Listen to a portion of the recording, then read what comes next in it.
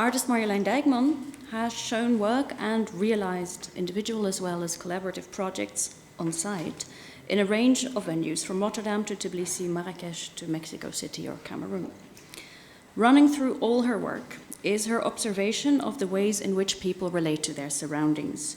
She's interested in the collective narratives people create, in the ways people inhabit the world and occupy it with objects and structures, and, as in her work in the exhibition Global Imaginations, in people's incessant efforts to exert power and influence over the world around them. Hello everybody, I'm Marjolijn Dijkman. I'm a Dutch artist living for some time in Brussels now. I'm participating in the exhibition in the Mailfabriek. Who of you have seen the exhibition? Okay, quite a few, but not everybody. Okay, good to know. The first thing I thought to bring in is a piece I made quite some time ago, but I thought to just revisit it because it deals with this idea of a global image. It's a short animation. I will only show you like 1 minute of it, where I used this image that was made of the entire world for the first time by the Apollo mission in 1972. And it was the first time after Earthrise that you actually could see this image of the world. And it has been one of the most reproduced images in the world, and also very much appropriated by all sorts of institutions, companies, businesses, movements, and kicked off a whole environmental movement and all these things. And I became interested in that image and how we have been changing that and altering it. So this animation is just a short fragment of 1,500 adaptations of this image of the world.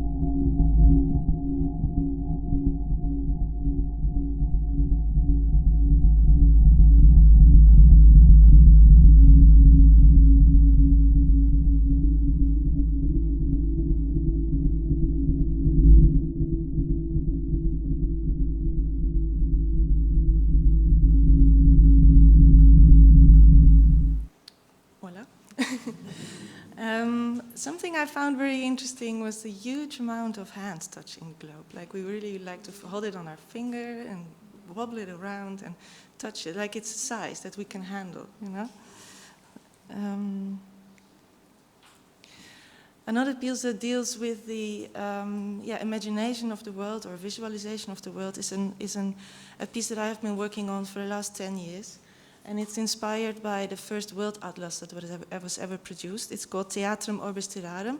And here you see a lot of editions of this original atlas, which was developed by Abraham Ortelius from 1517 to 1610, or 12. And he worked on this his entire life. He was a cartographer from Antwerp, and he was the first one to make an indexed atlas as we now commonly know it. So he collected all the maps from explorers and bound them together and created this ongoing shaping of the world. What I found interesting is that he himself didn't travel very much. So he was in charge of making this first world atlas and representation of the world, but didn't really know what it looked like. So in some versions you see still, parts of the world having strange shapes and coming together. And of course this was very much used by all the political and navigation and all the implications of it. And for instance, countries that were not accessible or that they had not a lot of knowledge about, they would make a lot of illustrations because they didn't really know the geographical data. So there was a lot of imagination going on in these maps. Instead of making myself a geographical atlas, I actually have been working on an image atlas of the world, which is also indexed, so it's very much playing with this idea of language and categorization. But my index is not of geographical location, but of what I call gestures. So it's much more about how we shape the world around us, how I recognize human gestures or gestures in the landscape. And this is kind of ongoing a process that runs along my practice already for the last 10 years. So this is a collection of around 10,000 images, which I show as films, and they last 8 to 9 hours, often extend the opening hours of the institution, so you literally can't see it in one day. Or as wall installations, where I always recombine these images and reassociate them with these words. These installations are inspired by Marjolijn, which was a 17th century children's game where you can constantly, you have these little cards with a horizon on it and you can constantly shuffle them around in a million combinations. And this image of the world is a kind of one that's constantly evolving with all the things that I see. It's totally subjective, it's totally personal, but it's also one of only consisting of details. So it doesn't give you an overview in the sense of an all-compassing one image, but it shows you that it's built by all these little details, all these little expressive moments, all these little things in the complexity of it. So I've also made some publications. I will put them later downstairs so people, if they like to see it, can have a look. Another piece I would like to show, which also relates to this idea of cartography, is a piece that I made for when I was commissioned by by an organization to respond to the extension of the harbor in Rotterdam.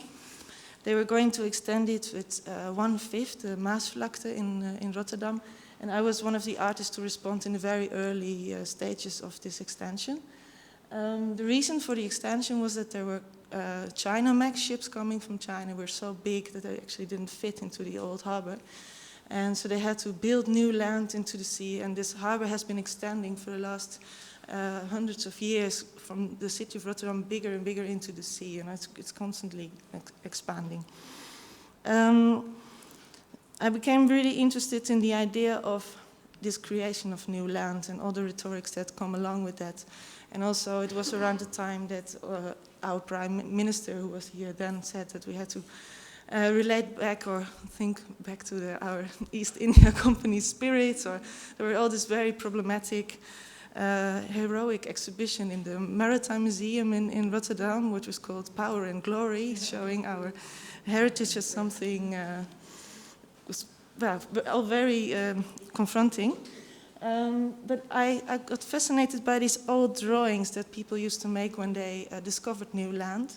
And they made these kind of coastline profiles where they made notes where to land next time when you come back to that place, or where to make the harbor, or where the good tribe was, or how to navigate again to this new land. So what I did was I thought to also show this.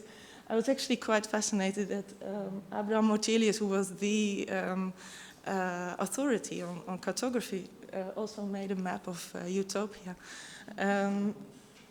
which he didn't take it so seriously himself. He made it for his nephew, but still it looks, I find it a really interesting image. And also this idea of all these monsters that were always on the map was an inspiration for me. So one of the first things, I was asked to make a billboard in the harbor, and it had to communicate with all the audience passing by immediately. So I thought of these old ships and the monsters, and that they now kind of became intertwined.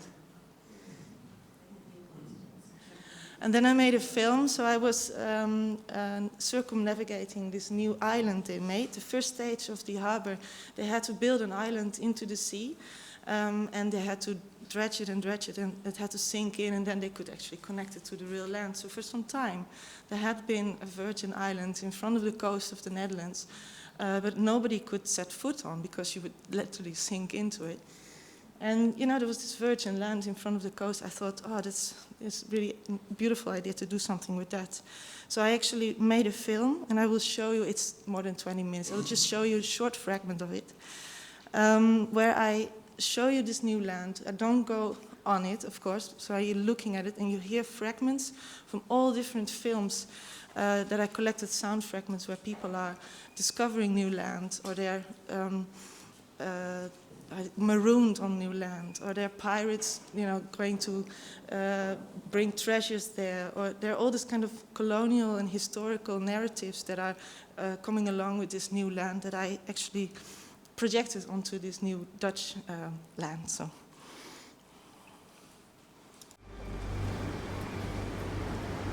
Most times I keep the memory far in the back of my mind, a distant cloud.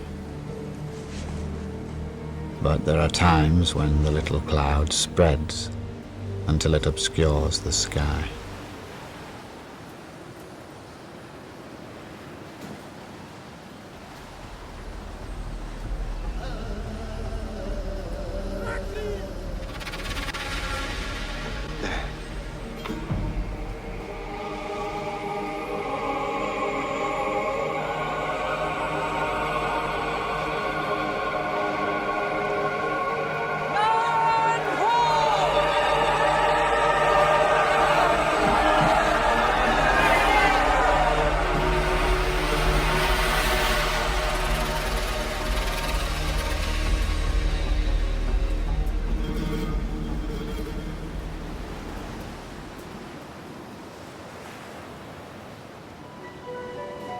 The landscape everywhere was a mixture of the strange and the beautiful.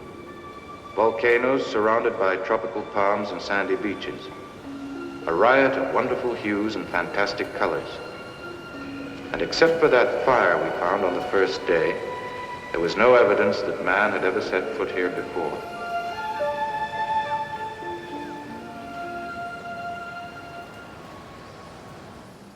So yeah, so it's really a mixture of great optimism and great discovery and total despair. Yeah.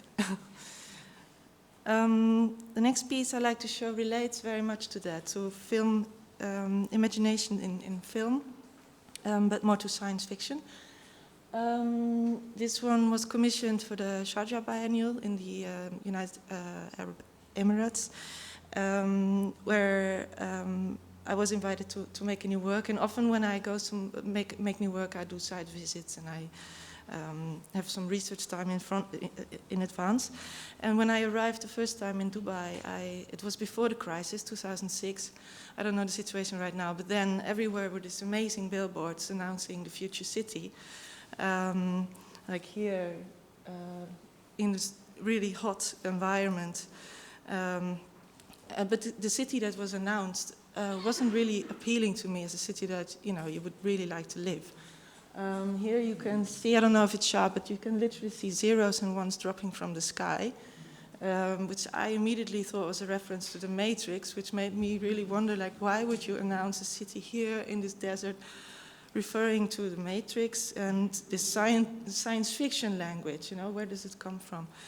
And yeah, I got really fascinated by that, and I also found out that actually in Sharjah science fiction was not really shown because of the censorship there, and film was a really precarious topic anyway, so a lot of things were not really accessible.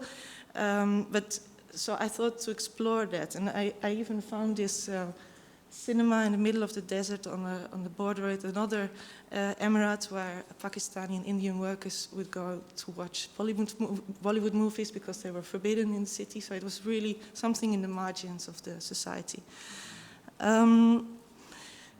So the first thing I did was I collected as many films that I could find. So this whole project focused on science fiction and film, not in fiction. So it's very different, I think.